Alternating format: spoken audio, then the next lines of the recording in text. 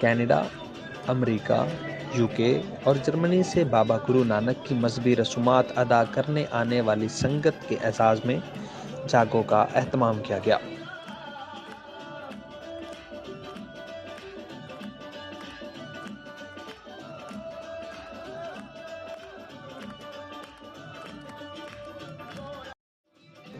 जागो का एहतमाम Davis road Lahore में निजी होटल में ओपन एयर में किया गया।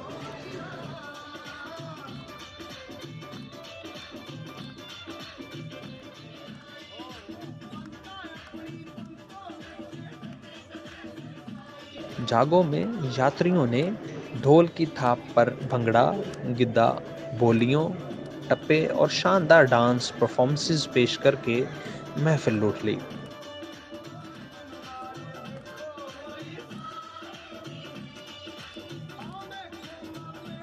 जागो में यात्रियों के लिए रिवायती खानों का भी एहतमाम किया गया।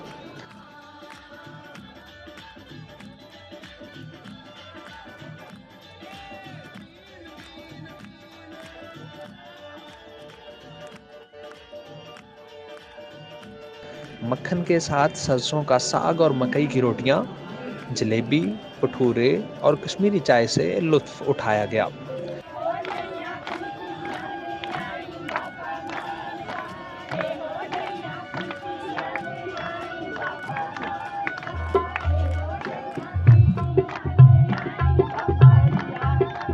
जागो में श्री लाहौरियों ने भी खूब ठुमके लगाए और जागो से महसूस हुए।